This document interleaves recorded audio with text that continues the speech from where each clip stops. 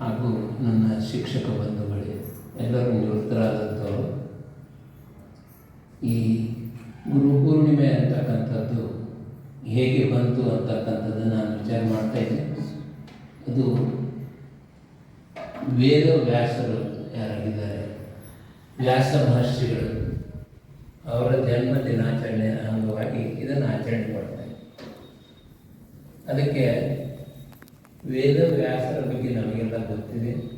ಮಹಾಭಾರತವನ್ನು ಬರೆದಿದ್ದಾರೆ, ಅದರಲ್ಲಿ ಭಗವದ್ಗೀತೆಯನ್ನು ಸೇರಿಸಿದ್ದಾರೆ, 18 ಪುರಾಣಗಳನ್ನು ಬರೆದಿದ್ದಾರೆ, ಮತ್ತು ಅನೇಕ ಬರೆದು ಸಾಕಷ್ಟು ಜ್ಞಾನವನ್ನು ಕೊಟ್ಟ ಸಂಬಂಧ ಇದನ್ನು ಆಚರಣೆ ಮಾಡಲಾಗ್ತದೆ. ಅದಕ್ಕೆ ಗುರುಗಳು ಆದಂಥವರು ವ್ಯಾಸ ಮಹರ್ಷಿಗಳು ಒಬ್ಬರೇ ಅಲ್ಲ, ಎಲ್ಲರೂ ಗುರುಗಳೇ. ಅಕ್ಷರವನ್ನು ಕಲಿಸಿದ ಆತನ, ಯಾರು ಒಂದು ಅಕ್ಷರ ಕಲಿಸ್ತಾರೋ ಅವನ ಗುರುನೇ. ನನ್ನ ಮಗ ಸಣ್ಣ ಮಗ ಇರ್ಬೋದು, ನಾನು ಬಿಡಿ ಸೇರ್ಕೋದು ಕೂತಿದ್ದೆ ಅಂದರೆ, ಅಪ್ಪ ಬಿಡಿ ಸೇರಿದ್ರೆ ಕ್ಯಾನ್ಸರ್ ಬರ್ತದೆ ಅಂತ ಅವ ಹೇಳ್ತಾನೆ. ನಮಗೆಲ್ಲ ಗ್ಲೂಕೋಸ್ ಉಂಟು ಅಂತ ಹೇಳ್ತಾನೆ ನಾವಪ್ಪ. ಅಂದರೆ ಅವನು ಸಹಿತ ಕಲಿಸ್ತಾನೆ. ಅಂದರೆ ಎಲ್ಲರೂ ಗುರುಗಳೇ. ಈಗೆಲ್ಲ ನೀವು ಕೂತಿದ್ದೀರಿ, ಬಾಬಾವರ ಜ್ಞಾನವನ್ನು ಪಡಿತಾರೆ, ಅಧ್ಯಾತ್ಮ ಜ್ಞಾನವನ್ನು. ಅದನ್ನು ಬೇರೆಯವ್ರು ಹೇಳ್ತೀರಿ, ನೀವು ಎಲ್ಲರಿಗಿಂತಲೂ ದೊಡ್ಡ ಶಿಕ್ಷಕರು ಅಂತ ಹೇಳ್ಬೋದು. ಹಾಗೆ ವ್ಯಾಸ ಮಹರ್ಷಿಗಳು ಅಷ್ಟು ಬರೆದರೂ ಸಹಿತ ಅವರಿಗೆ ಸಮಾಧಾನ ಇರಲಿಲ್ಲ. ಅದಕ್ಕೆ ನಾಯಕ ಮಹರ್ಷಿಗಳು ಅವ್ರನ್ನ ಭೇಟಿ ಆಗ್ತಾ ಇದ್ದಾರೆ. ಆ ಗುರುಗಳೇ ಕೇಳ್ತಾ ಇದ್ದಾರೆ, ನಾನು ಇಷ್ಟೆಲ್ಲ ಬರೆದು ಭಾಳ ಜ್ಞಾನ ಇದೆ ಅಂತಂದ್ರೆ ನನಗೆ ಒಟ್ಟು ಸಮಾಧಾನ ಇಲ್ಲ ಅಂತ ಅವರು. ಆವಾಗ ನಾನು ಏನು ಮಾಡಬೇಕು ಅಂತಂದ್ರೆ, ಇಲ್ಲ ಇನ್ನೊಂದು ಪುಸ್ತಕವನ್ನು ಬರೀ ಅಂತ ಹೇಳ್ತಾರೆ. ಅದಕ್ಕೆ ಭಾಗವತವನ್ನು ಬರೀತಾರೆ. ಭಗವದ್ಗೀತೆ ಆಯಿತು, ಮಹಾಭಾರತ ಆಯಿತು, ಎಲ್ಲ ಆಯಿತು, ವಾಲ್ಮೀಕಿ ವರ್ಷಗಳು ರಾಮಾಯಣ ಬರೆದ್ರು ಎಲ್ಲ ಆಯಿತು. ಆದರೆ ಈ ಭಾಗವತವನ್ನು ಬರಿ ಅಂತ ಹೇಳ್ಬೋದು. ಅಲ್ಲಿ ಪರಮಾತ್ಮನ ಮಹಿಮೆ, ಕೃಷ್ಣನ ಮಹಿಮೆ ಅಂದರೆ ಪರಮಾತ್ಮನ ಮಹಿಮೆ.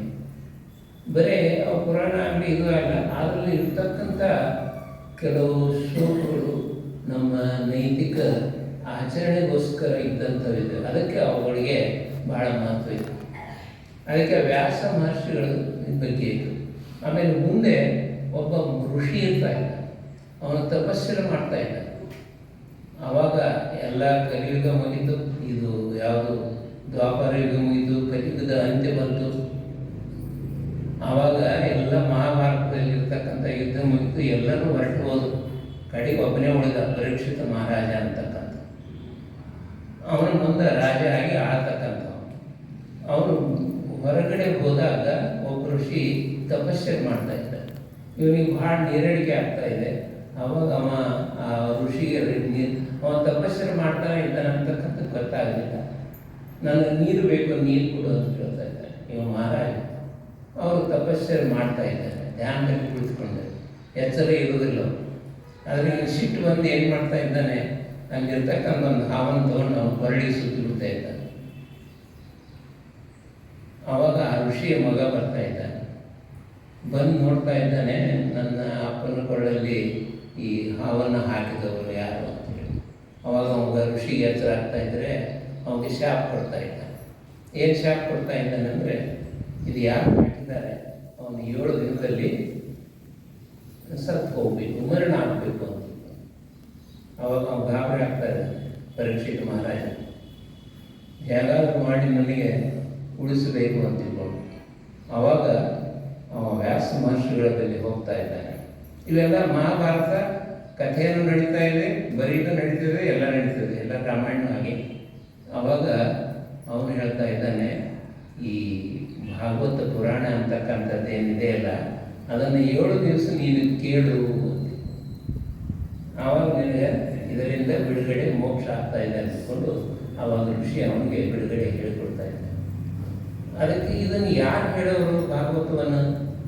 ಆ ವ್ಯಾಸ ಮಹರ್ಷಿಯ ಮಗನೇ ಇರ್ತಾನೆ, ಶುಕಮುನಿ ಅಂತ. ಅವನಕ್ಕಿಂತ ಮಹಾನ್ ಇರ್ತಾನೆ, ವ್ಯಾಸ ಮಹರ್ಷಿಗಿಂತಲೂ ಮಹಾನ್ ಆಗಿರ್ತಕ್ಕಂಥ. ಆ ಶುಕಮುನಿ ಬಳಿ ಹೋಗ್ತಾ ಇದ್ದ, ನೀವು ಹೇಳಬೇಕು.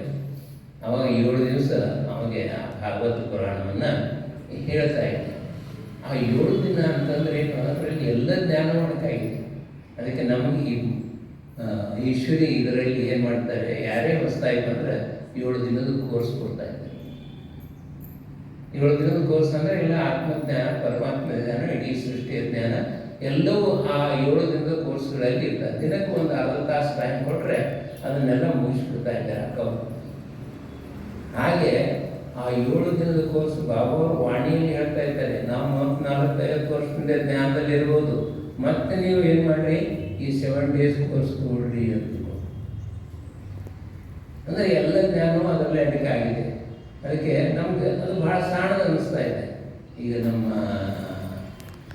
ನಮ್ಮಲ್ಲಿ ಸಾಹಿತ್ಯವನ್ನು ರಚನೆ ಮಾಡಿದಂಥ ಯಾರಿದ್ದಾರೆ, ಒಂದೊಂದು ಪುಸ್ತಕ ಬರೆದಿದ್ದಾರೆ 7 ಡೇಸ್ ಕೋರ್ಸ್ ಅಂತ.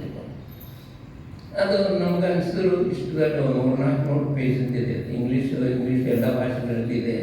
ಅಂದರೆ ಈ ಜ್ಞಾನ ಅಂತಕ್ಕಂಥದ್ದು ನೋಡಲಿಕ್ಕೆ ಸ್ವಲ್ಪ ಇದ್ರೂ ಸಹಿತ ಇದರಲ್ಲಿ ಅಡಕವಾಗಿರ್ತಕ್ಕಂಥ ಜ್ಞಾನ ಬಹಳ ದೀರ್ಘವಾದಂಥದ್ದು, ಅಷ್ಟೇ ಆಳವಾದಂಥ ಜ್ಞಾನ ಇದರಲ್ಲಿ ಅಡಕಾಗಿದೆ.